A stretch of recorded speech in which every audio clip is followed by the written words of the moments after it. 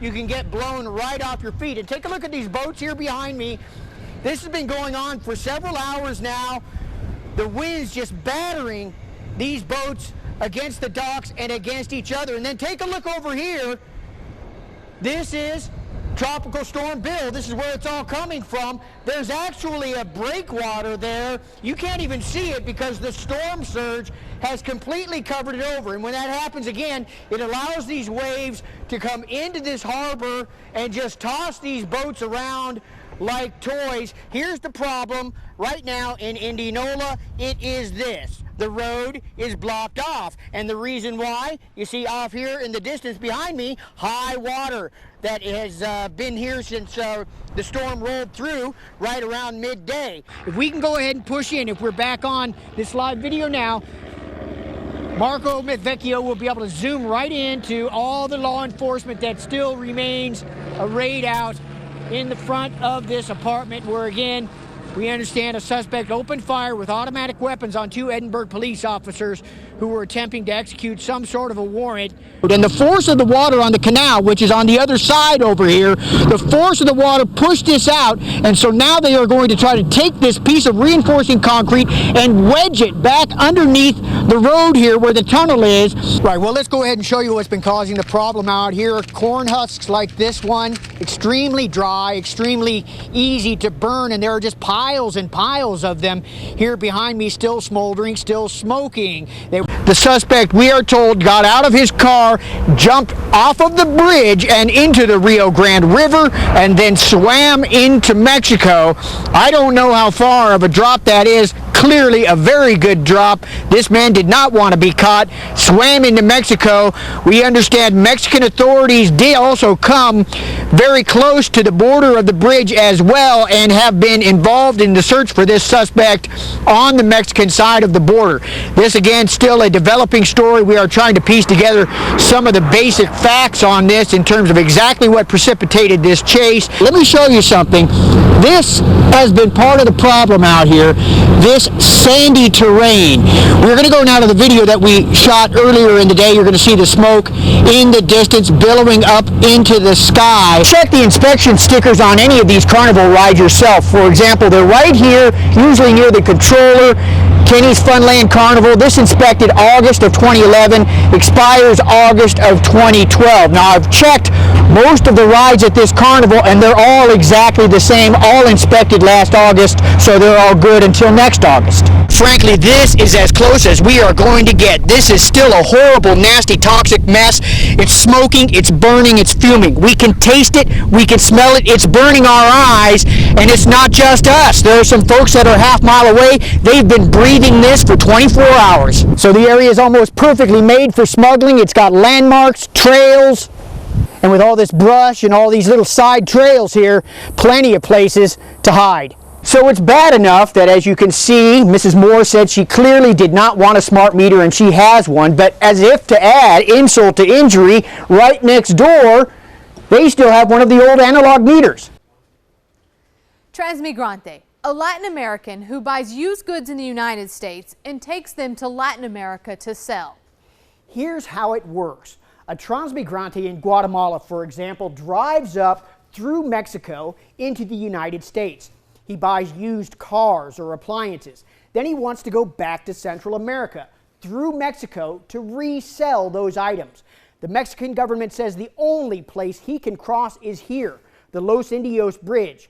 He gets to Los Indios, he has to get through U.S. Customs and Mexican Customs. So the Transmigrante hires a U.S. Transmigrante business to help him get through the port. It means getting titles for vehicles and filling out various forms. The business he hired in Los Indios has to work with the Mexican customs broker on the Mexican side to get that Mexican paperwork. Some of these Valley business people in Los Indios say they are forced to pay cash quotas or bribes in order to keep operating. They claim cash greases the palms of Mexican criminals. Some point at the cartels. Now these business owners are saying enough. They are refusing to pay and they're speaking out. Tonight, those owners risk retaliation. They are afraid for their own lives. Buenos días. llamo Kirk. Somos de Canal 5. Tell them what we're doing. Estamos haciendo un reporte de los transmigrantes cruzando. Transmigrantes wait by the side of the road for inspectors to clear their shipments before crossing the Los Indios Bridge. Hey, morning guys. That guy charged 750. I don't know how much that guy give it to Mexico. On any day here, you can see the big trucks loaded with cars and other merchandise heading south. Their destination, Central America. Paperwork for U.S. and Mexican customs is handled by several companies in the nearby community of Los Indios and in other valley towns. Transmigrantes know they must cross, but for many, they are crossing the bridge to fear here in Los Indios. Me han hablado para amenazarme. En tiempo atrás me han secuestrado clientes. We afraid that we scary for that. Convencido que vienen de gente que es de México. We interviewed 3 American Transmigrante business owners. We agreed to hide their identities. We are using fake names to protect them. The first we call Juan. They was charging the money inside the USA. Juan says in 2006, the head of one local Transmigrante company told all the others they would have to pay so-called quotas to get the required paperwork from Mexico. He told us that we had to pay the money here. Juan says the payments started small, only $20. The toll kept growing. Now, Juan says Transmigrante companies must pay $450 for one shipment. It used to cost less than half that. If you say, I don't believe you, I'm not going to do this, I'm not going to do that, I can continue across my clients with the emergency, they say, okay. They call the office in Mexico, stop this company. This company is not going to cross in 2 weeks. Another business owner, George, says he must also pay. Como digo, a veces obligándonos a regalar nuestro trabajo, sobreviviendo solamente con lo poquito que podemos cobrar para los clientes. Juan says the people demanding bribes raised the stakes last December. He says physical threats were made against him and others. Business owners who did not want to talk on camera confirm Juan's account. One person who did, we call Martha. She says the threats are coming from the Gulf Cartel. Que es un delincuente, que es un ladrón, que si viene y si te mata, o sea, y que si él quiere se queda con tu casa, con tu negocio, con lo que tú tengas. Since the physical threats began, Juan and some others are refusing to pay the quotas. If you don't like it, that's fine. Okay, they stop. Okay, 1 week, 2 weeks. Okay, but they never say, if you don't do it, you're not going to live tomorrow. A complaint was filed at the Cameron County Sheriff's Office in February. It states the owner of one Los Indios business, Transmigrante Cats, admitted collecting payments on behalf of a Mexican customs broker. She got that money from her competitors, other American Transmigrante businesses. That owner, Sandra Medina, told deputies the fee amounts were set in Mexico. She said collecting the fees had caused her nothing but problems and that she would no longer collect those payments. Cameron County Sheriff Omar Lucio says his office can do nothing to help. As he put it, it's not a violation in this country, it's a violation in another country.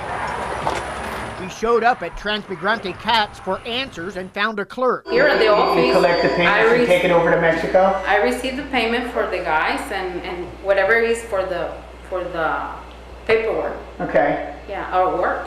right. Yeah. We stamp the titles. But you We do collect the the payment for the Mexican side also, right? That kind of question, I don't know. Okay. I can tell you what I do here at the office. Transmigrante Cats owner Sandra Medina has not called us back. The people we interviewed say they have tried complaining to Mexican authorities about the payments and the threats. We contact Mexican custom, we contact the Marines, we contact the federal police in Mexico, and they don't do nothing.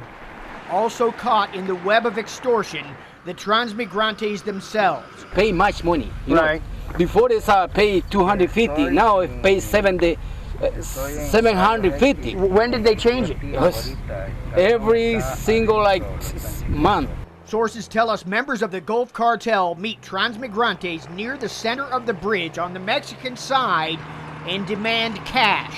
We used a hidden camera to speak with one transmigrante as he was about to cross into Mexico. Pues anteriormente se estaban cobrando en la oficina, ¿verdad? Ahora en el puente tenemos que pagar. You don't know who these guys are in the middle of the bridge that are doing it? What would happen if you said you don't want to pay? No, no te dejan pasar, ¿no? One Central American transmigrante waiting near the bridge agreed to be interviewed. Then a man standing nearby issued a warning. Okay, I want to talk to here with you, man. What that guy told me right now. What did he say? He said, I don't want to stay in trouble. You introduce me.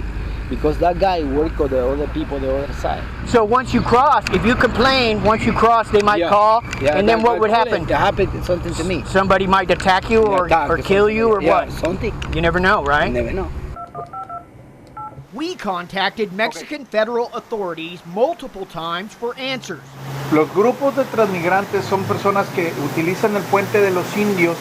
We wanted to know how the transmigrante system works. ¿Cuál es la tarifa puesta por el gobierno mexicano para realizar este trámite? A spokesman in Mexico City said the government would comment. We are still waiting for answers.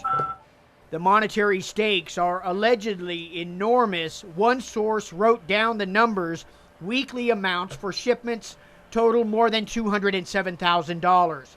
It adds up to more than $10,800,000 in 1 year. The web page for the U.S. Consul General in Matamoros says there are no duty payments for the transit of goods through Mexico. It adds Mexican customs agents will charge a fee for their services. The website lists 5 customs agents in Matamoros. We tried contacting them by phone. We still have no answers as to how those companies set their fees. U.S. companies squeezed by a foreign system. Sometimes I wake up in the night and I hear one noise and it's scary. Paralyzed by fear. Ya nos mandó a amenazar que va a tener que matar a un dueño de algún grupo para que ya todos nos quedemos tranquilos si eso es lo que queremos.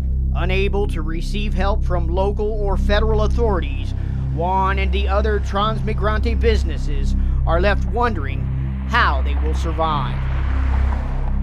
A federal spokesperson says Homeland Security Investigations is aware of what they call the Brownsville matter.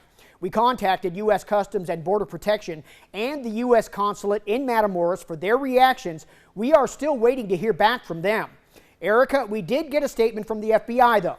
That's right, Kirk. It says the FBI is aware of allegations of criminal conduct regarding this matter. While FBI and DOJ policy prohibit us from discussing the outcome of our review of this particular matter, it is worth noting that generally, many claims the FBI receives are assessed to have merit, but do not indicate a violation of federal criminal law.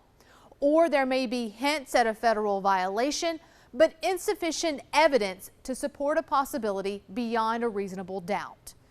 In our studios, I'm Erica Proffer.